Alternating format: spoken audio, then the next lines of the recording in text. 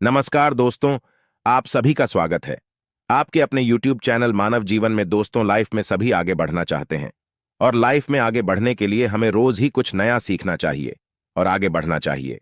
तो चलिए आज की प्रस्तुति शुरू करते हैं। श्री शिवाय नमस्तुभयम। दोस्तों, आप सभी लोग जानते हैं कि 6 दिसंबर 2024 यानी शुक्रवार को पड़ रही है मार्गशीर्ष महीने की षष्ठी तिथि।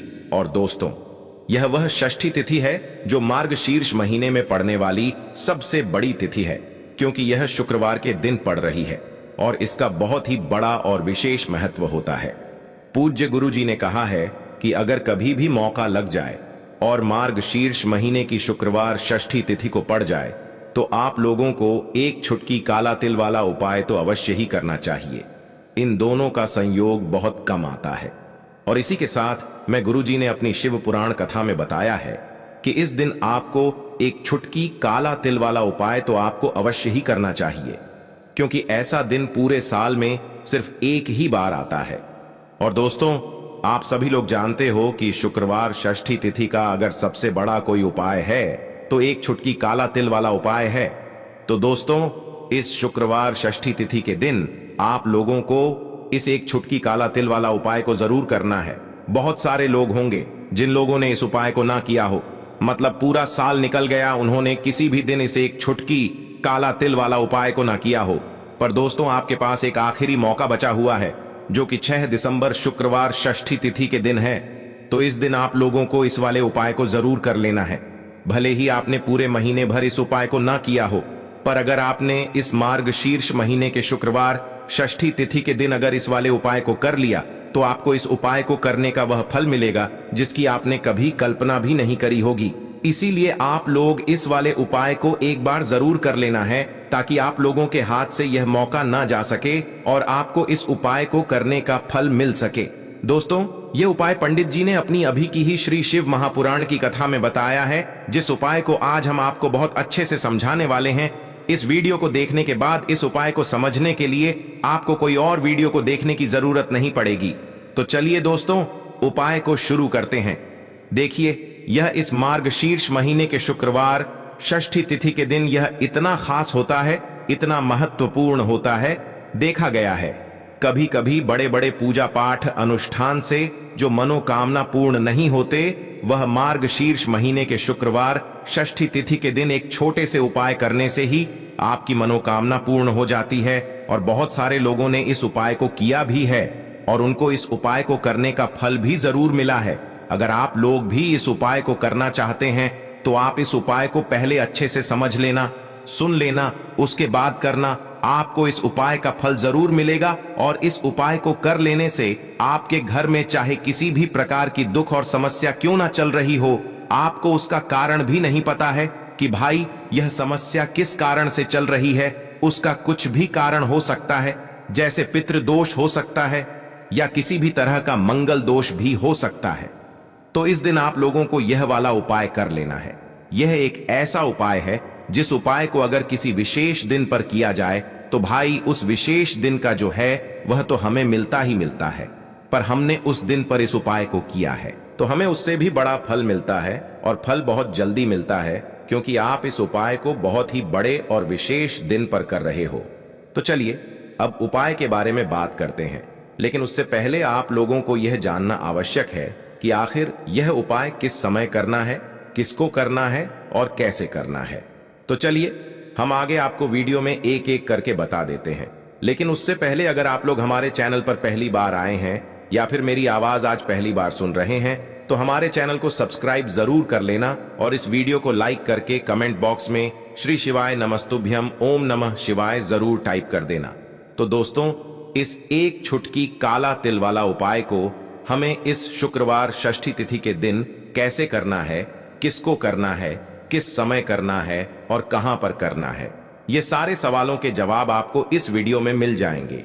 और जो ये वीडियो देखेगा भाई, उसको एक छुटकी काला तिल वाला उपाय जरूर करना चाहिए, क्योंकि इस दिन एक छुटकी काला तिल का भी बहुत ही बड़ा और विशेष महत्व होता है।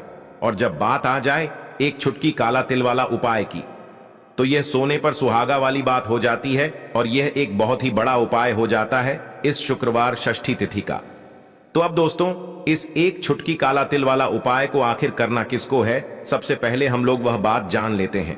तो देखो, घर की जो बड़ी माताएं बहनें होती हैं, उन माताओं बहनों में से कोई भी एक बड़ी माता बहन इस वाले उपाय को कर सकती है। और दोस्तों, अगर आप चाहे तो अपने घर में से सभी सदस्यों को भी इस उपाय को करवा सकते हैं। अगर किसी व्यक्ति की खुद की कोई मनोकामना है, खुद की कोई दुख और परेशानी है जो कि वह अपने लिए ही करना चाहता है, इस वाले उपाय को तो वह खुद अपने लिए भी कर सकता है। बाकी अगर कोई घर में से ऐसा है जो कि अपने पूरे घर परिवार की सुख और शांति के लिए यह वाला उपाय करना चाहता है, तो भाई वह भी कर सकता है, उसमें भी कोई दिक्कत वाली बात नहीं है। कहने का मतलब यह है कि इस उपाय को हर एक सदस्य भी कर सकता है और पूरे घर परिवार के सदस्य के लिए घर की बड़ी माताओं बहनों में से कोई एक माता बहन भी कर सकती है। माताएं बहनें अगर घर में उपस्थित ना हो या वह यह वाला उपाय ना कर पा रही हो, तो फिर घर का कोई बड़ा सदस्य भी इस एक छुटकी काला तिल वाला उपाय को कर सकता है, चाहे फिर वह पुरुष ही क्यों ना हो, उसमें कोई भी दिक्कत वाली बात नहीं है। अब दोस्तों, जो अगला प्रश्न निकल कर आता है वह यह आता है इस उपाय को लेकर कि आखिर इस उपाय को हमें किस समय करना है, सुबह के समय करना है कि शाम के समय करना है। तो देखो, इस वाले उपाय को आप लोग सुबह के समय भी कर सकते हो और शाम के समय प्रदोष काल में भी कर सकते हो। अब अगर आप पूछो कि भाई सबसे उत्तम समय कौन सा रहेगा इस एक छुटकी काला तिल वाला उपाय को करने का, तो हम आपसे बस यही कहेंगे कि इस उपाय को आप सुबह के समय करेंगे तो ज्यादा बेहतर होगा। बाकी अगर प्रदोष काल शाम के समय भी करेंगे तो भी अच्छा होगा, उसमें कोई भी दिक्कत वाली बात नहीं है। तो अब दोस्तों, जो अगली सबसे बड़ी और महत्वपूर्ण बात आती है वह यह आती है कि सुबह अगर हम उपाय को करेंगे तो हमें कितने बजे से लेकर कितने बजे तक के बीच में करना है, और शाम के समय प्रदोष काल में करेंगे तो हमें कितने बजे से लेकर कितने बजे के बीच में करना है। तो देखो, सुबह जितनी जल्दी हो सके आप उपाय को करने की कोशिश करना। बाकी अगर किसी कारणवश लेट भी हो जाओ, थोड़ी देर भी हो जाए, तो 10 या 11 बजे तक भी आप उपाय कर लेना, पर 12 बजे से ज्यादा देरी ना हो, ठीक है? इस बात का ध्यान रखना। उसके बाद में दोस्तों, अगर शाम के समय प्रदोष काल की बात करें, प्रदोष काल का जो समय होता है वो शाम के 6 बजे से शुरू हो जाता है। मतलब शाम के 6 बजे से लेकर 7 बजे के बीच का जो समय होता है, ये समय प्रदोष काल का समय होता है। तो आप इस उपाय को 7 या 8 बजे के बीच में भी कर सकते हो। मतलब शाम के 6 बजे से रात 8 बजे के बीच में आप कभी भी इस वाले उपाय को कर सकते हो, उसमें कोई भी दिक्कत वाली बात नहीं है। देखिए, आज के इस पूरे वीडियो में हम आपको 3 चमत्कारिक उपाय बताने वाले हैं। ये तीनों ही उपाय बहुत ही खास और बहुत ही विशेष होने वाले हैं। तो चलिए दोस्तों, जान लेते हैं गुरुजी द्वारा बताए गए पहले उपाय के बारे में। देखिए, यह उपाय आपको अपने परिवार के लिए करना है।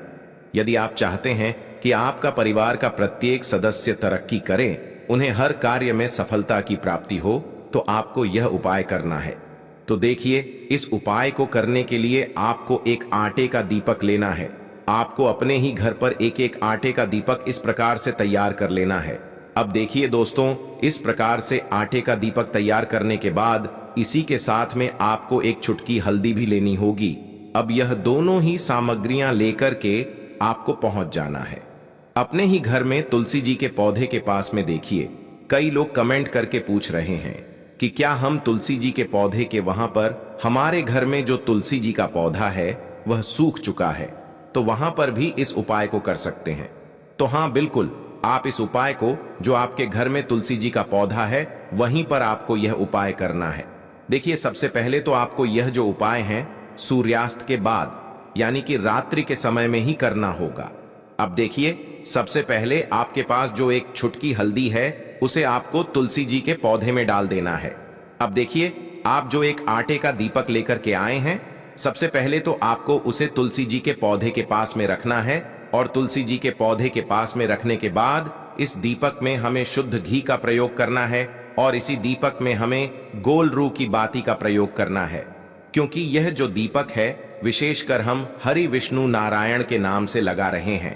अब इस दीपक को आपको प्रज्वलित कर देना है, और आपको भगवान विष्णु से, माता तुलसी से प्रार्थना करनी है कि हमारे घर में परिवार का प्रत्यक्ष सदस्य तरक्की करें, उसे अपने हर कार्य में सफलता की प्राप्ति हो, पूरा परिवार हमेशा खुश रहे।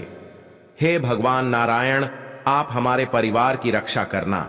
अब देखिए, दीपक को प्रज्वलित करने के बाद आपको तुलसी जी के पौधे के नीचे यदि तुलसी जी का पत्ता गिरा हुआ पड़ा है तो उसे आपको उठा लेना है।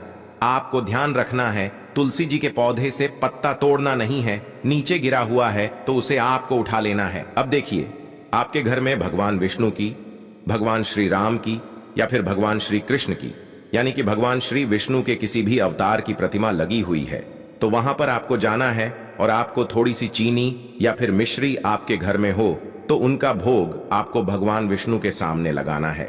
और जो आप तुलसी जी का पत्ता लेकर के आए हैं उसे भी आपको उसी भोग में डाल देना है। अब देखिए, थोड़ी सी देर इस भोग को वहीं पर रखे रहने देना है और फिर इस भोग को आपको अपने घर के परिवार के प्रत्येक सदस्य को प्रसाद स्वरूप प्रदान करना है। यकीन मानिए, इस उपाय को करने से आपके परिवार का प्रत्येक सदस्य हमेशा तरक्की पर रहता है और आपके परिवार में हमेशा खुशियां बनी रहती हैं। तो इस प्रकार से आपको पहला उपाय कर लेना है। अब हम जानते हैं दूसरे उपाय के बारे में। देखिए, यह जो उपाय है विशेषकर धन की प्राप्ति के लिए है, मां लक्ष्मी को प्रसन्न करने के लिए है और विशेषकर शुक्रवार षष्ठी तिथि की रात्रि में ही आपको यह उपाय करना है। देखिए, सामने आपको एक दीपक दिखाया जा रहा है, तो आपको एक दीपक लेना है। दीपक आप मिट्टी का भी ले सकते हैं, आटे का भी ले सकते हैं। अब देखिए, इस दीपक में आपको शुद्ध घी का प्रयोग करना होगा और इस दीपक दक में आपको विशेषकर मोली वाला जो धागा आता है, लाल रंग का कलावा का धागा जिसे हम कहते हैं, उसकी बात ही आपको इस दीपक के अंदर प्रयोग करनी है। यानी कि लंबी बाती का आपको इस दीपक के अंदर प्रयोग करना है। अब देखिए, यह जो दीपक है, आज रात्रि में लगभग 8 बजे के लगभग आपको ये जो दीपक है तुलसी जी के पौधे के पास में प्रज्वलित कर देना है। दीपक की जो बाती है उसका मुख आपको उत्तर दिशा में रखना है, इस बात का ध्यान रखना है। और आपको ओम महालक्ष्मी नमः इस मंत्र का लगातार जाप करते रहना है। देखिए, इस मंत्र का आपको 11 बार या फिर 108 बार जाप करने के बाद तुलसी जी के पौधे के नीचे से थोड़ी सी मिट्टी उठानी है। देखिए, आप सभी को पता है कि अब भी मार्गशीर्ष के पवित्र दिन चल रहे हैं और मार्गशीर्ष महीने के दिनों में यदि आप शुक्रवार षष्ठी तिथि के दिन तुलसी जी की मिट्टी रात्रि के समय में लेते हैं तो इससे आपके जीवन के जो सारे संकट हैं वह समाप्त होते हैं। अब देखिए, आपको एक गिलास लेना है, उसमें आपको जल भरना है और जो आपने तुलसी जी की मिट्टी ली है सबसे पहले तो उसे आपको उससे गिलास के अंदर डाल है और इसी के साथ में आपको एक चुटकी हल्दी भी उसी पात्र के अंदर डालनी है। अब देखिए, इस जल का छिड़काव आपको अपने पूरे ही घर में करना है। देखिए, जल का छिड़काव आपको अपने घर के प्रत्येक कोने में करना है, मुख्य द्वार पर करना है, प्रत्येक कमरे में करना है, केवल अशुद्ध स्थानों को आपको छोड़ना है। बाकी आपको प्रत्येक कोने में, प्रत्येक कमरे में जहां आप धन रखते हैं, चाहे रसोई घर हो, वहां पर आपको इस जल का छिड़काव करना है। और जल का छिड़काव करते समय आपके मन में यही भाव रहना चाहिए कि माता लक्ष्मी की कृपा से हमारे जीवन में हमेशा धन धान्य के भंडार भरे रहे और जीवन में जो भी संकट हैं, कष्ट हैं, वह सभी दूर हो। इस प्रकार से कामना करते हुए सुंदर भाव के साथ आपको यह उपाय करना है। देखिए, इस उपाय को करने से घर का जो दुर्भाग्य है वह दूर होता है, तो इसीलिए आपको शुक्रवार षष्ठी तिथि की दिव्य रात्रि में यह उपाय करना है। अब दोस्तों, हम जान लेते हैं तीसरे विशेष और अंतिम उपाय के बारे में। देखिए, इस उपाय के माध्यम से भगवान विष्णु और माता लक्ष्मी दोनों ही प्रसन्न होने वाले हैं। तो देखिए, इस उपाय को करने के लिए सबसे पहले तो आपको दीपक लेने हैं। दीपक आपको 2 लेने होंगे। आप चाहे तो दोनों ही दीपक मिट्टी के भी ले सकते हैं, दोनों ही दीपक शुद्ध आटा मनकर उनके भी तैयार कर सकते हैं। अब देखिए, दोनों ही दीपक के अंदर आपको शुद्ध घी का प्रयोग करना होगा। अब देखिए, जो 2 दीपक हैं उनमें से आपको एक दीपक के अंदर गोल बाती का प्रयोग करना है और एक दीपक में आपको लंबी बाती का प्रयोग करना है। देखिए, लंबी बाती वाले दीपक के अंदर आपको लाल बाती का प्रयोग करना है। जो मोली वाला धागा आता है कलावा का, उसी की बाती का आपको प्रयोग करना है। अब देखिए, इसी के साथ में आपको एक चुटकी हल्दी लेनी है और एक चुटकी आपको काले तिल लेने हैं। अब देखिए दोस्तों, ये उपाय भी आपको विशेषकर रात्रि के समय में ही करना होगा। तो देखिए, सबसे पहले तो आपको यह जो सभी सामग्रियां हैं तुलसी जी के पौधे के पास में लेकर के पहुंचना है। देखिए, आपके पास जो गोल बाती का दीपक है, इसे आपको तुलसी जी के पौधे के पास में प्रज्वलित करना है। ओम नमो भगवते वासुदेवाय नमः इस मंत्र का जाप करते हुए। अब देखिए, आपके पास जो काले तिल हैं, उन्हें आपको अपने सीधे हाथ में रखना है और आपके जीवन में जो भी समस्या है, परेशानियां हैं, जीवन में जो भी संकट हैं, बाधाएं हैं, उन सभी को दूर करने की आपको प्रार्थना करनी है। और यह जो काले तिल है, आपको उससे जलते हुए दीपक के अंदर डाल देने हैं। तो देखिए, इस प्रकार से हमने यह जो गोल बाती का दीपक है भगवान विष्णु के निमित्त प्रज्वलित किया है। अब देखिए दोस्तों, आपके पास जो लंबी बाती का दीपक है और आपके पास जो एक छुटकी हल्दी है, इन दोनों को आपको अपने घर के मंदिर में लेकर के पहुंचना है। देखिए, आपके घर के मंदिर में जो माता लक्ष्मी की तस्वीर है या फिर माता लक्ष्मी के किसी भी स्वरूप की तस्वीर है, प्रतिमाएं हैं, तो सबसे पहले तो उनके सामने आपको यह दीपक रखना है। दीपक के नीचे आपको चावल या फिर अनाज के कुछ दाने अवश्य ही रखना है। देखिए, सबसे पहले तो आपको ये जो दीपक है, इसे माता लक्ष्मी जी के सामने प्रज्वलित कर देना है। अब देखिए, आपके पास जो एक छुटकी हल्दी है, इसे आपको जलते हुए दीपक के अंदर डाल देना है और आपको ओम महालक्ष्मी नमः या फिर ओम श्रीम नमः इस मंत्र का जाप करना है। माता लक्ष्मी से आपको प्रार्थना करनी है कि जीवन से जो भी दुर्भाग्य हैं, दरिद्रता है, उन्हें आप समाप्त करें और हमारे घर में हमेशा सुख, शांति और समृद्धि बनी रहे। इस प्रकार से आपको कामना करनी है। तो देखिए दोस्तों, इस प्रकार से आज के इस वीडियो में हमने आपको शुक्रवार षष्ठी तिथि की रात्रि में किए जाने वाले 3 महा उपाय बताने का प्रयास किया है। जो भी आपके लिए उचित है, सरल है, उसे आप कर सकते हैं। आज के लिए बस इतना ही इस वीडियो में दी गई जानकारी। अगर आपको अच्छी लगी हो तो प्लीज हमारे चैनल मानव जीवन को सब्सक्राइब करें, लाइक करें और हमारे वीडियो में अंत तक बने रहने के लिए धन्यवाद।